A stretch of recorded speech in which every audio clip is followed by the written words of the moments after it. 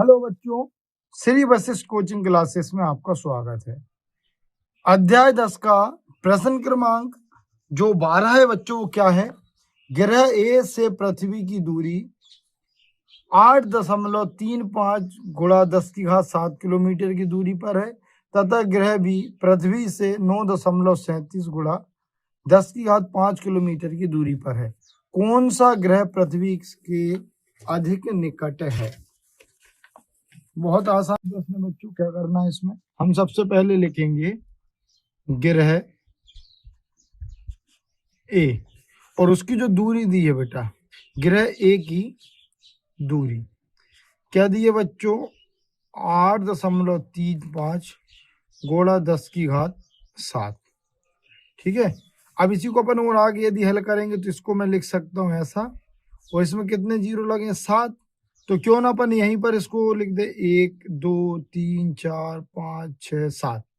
गुणा जब हम करेंगे तो ये हो जाएगा 8 3 5 1 2 3 4 5 6 7। पहले तो गुणा कर दो और 2 अंक के बाद दशमलव लगा दो। ठीक है। ये ग्रह ए की दूरी आ गई। देखेंगे ग्रह बी की दूरी क्या दी है बच्चों? 9.37 गुणा 10⁻5। अब इसको जब हम आगे हल करेंगे तो हो जाएगा 9 3 7 गुणा 1 2 3 4 5। तो क्या हो जाएगा बच्चों? 9 3 7, इसका गुणा और कर देंगे 1 2 3 4 5। अब 2 अंक के बाद दशमलव, तो यहाँ दशमलव लग जाएगा।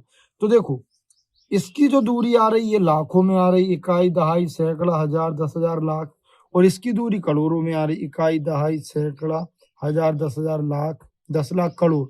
तो देखने से समझ में आ रहा है कि भैया ये वाला जो ग्रह है इसकी दूरी करोड़ों में है, मतलब ये दूर होगा, ये लाखों में, ये पास होगा।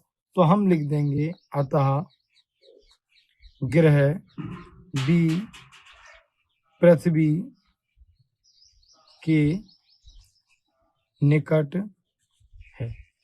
यही इस प्रश्न का उत्तर। जो प्रश्न क्रमांक 13 है बच्चों, वो क्या है आपका? देखो उसने आपको दे रखा है m का मान ज्ञात कीजिए, जिसके लिए आपको दिया है 5m 5⁻3 5⁻2 बटे 5 m बराबर 5⁻12। अब इसको अपन 2-3 टाइप से कर सकते हैं, लेकिन देखो मैं बता रहा हूं आपको वैसे करना।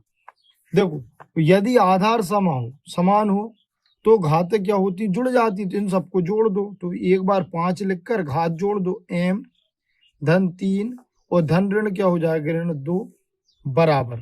अब ये वाला 5⁻12 तो यहाँ लिखा बच्चों, इसको उठाकर और ऊपर ले जाओ। गुणा का उल्टा भाग ही तो होता है, तो ऐसे भाग का उल्टा क्या होगा? गुणा। तो ये आ गया 5⁻12। अब इसको जब हम आगे हल करेंगे तो ये तो रहेगा 5m धन, क्योंकि असमान चिन्हों पर संख्याएं घटती हैं तो 3 में से 2 जाएगा तो 1 बचेगा धन का, बराबर। अब यहाँ भी बेटा आधार समान है तो घातें जुड़ जाएंगी। तो देखो ये हो जाएगा, ये 5 लिखा था, देखो मैंने यहाँ 12 लिख दिया, तो ये यहाँ पर 5 आएगा बच्चों, है ना।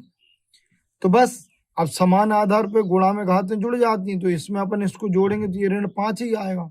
ठीक है। अब इन दोनों का देखो आधार समान है, इनको काट दो।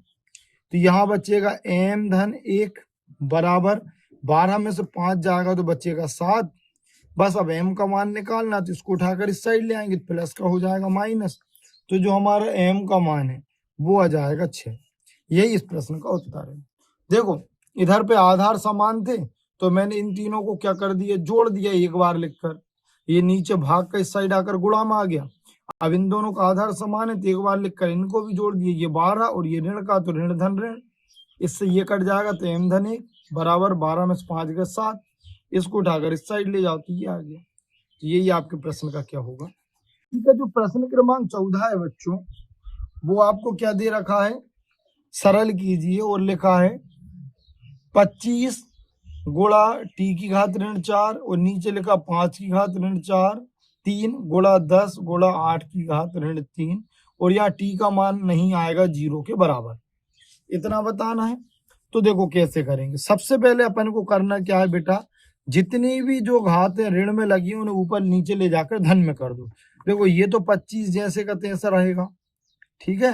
ये 25 लिख दिया। अब ये देखो ऋण का तो ऊपर जाकर ये काय में हो जाएगा धन में, ये वाला ऋण का तो ये ऊपर जाकर काय में हो जाएगा धन में, है ना। अब यहाँ पर ये वाला 10 तो पहले से लिखा है और ये वाला जो ऋण का तो वो नीचे आकर काय में हो जाएगा बेटा धन में। ये बात आई कि नहीं आई समझ में। हमने क्या करा, इस 25 को तो यहीं रहने दिया और जो ऋण वाले थे इनको ऊपर गुणा में लिख दिया। देखो ये ऋण का तो ऊपर आके धन हो गया, ये ऋण का तो ऊपर आके धन हो गया। अब नीचे वाले 10 को जैसे का तैसे रहने दिया और ये वाले को उठाकर मैंने ऊपर का नीचे ले आया, तो ये भी ऋण का आपका काय में हो गया धन में हो गया। ठीक है, अब इसको हल कैसे करना, देखो आपको सरलीकरण कर देना है। ये लिखा है 5 गुणा 5 लिख सकता हूं इसको, 25 को मैं इसको लिख सकता हूं 5 गुणा 5 गुणा 5, क्यों, क्योंकि 5 की घात 3 है तो ये 3 और 5 25। अब टी कितनी बार है, 8 बार, तो 8 बार लिख दो, 1 2 3 4 5 6 7 8। अब नीचे आएंगे तो नीचे देखो 10 लिखा और टी कितने, 1 2 3 4, बस कैंसिल कर दो। ये वाले टी से इसको कैंसिल, इस टी से इसको कर देंगे, इससे इसको कर देंगे, इससे इसको, 4 टी तो कैंसिल हो गए। अब यहाँ काटो, 5 कम 5, 5 दूनी 10। अब बेटा कुछ कैंसिल हो नहीं रहा तो सबका गुणा कर देंगे, तो कितना हो रहा, 5 25, 25 पंजे 125 और फिर होगा तो ये हो जाएगा 625 और ये लिखा टी की घात 4 और नीचे आपका केवल क्या बचा है 2। तो इसका जब हम सरलीकरण करेंगे तो क्या आएगा, 625 टी की घात 4/2। यही इस प्रश्न का क्या है, उत्तर है। हमारे चैनल को लाइक करें, सब्सक्राइब करें, अपने दोस्तों के साथ शेयर करना ना भूलें। Thank you for watching.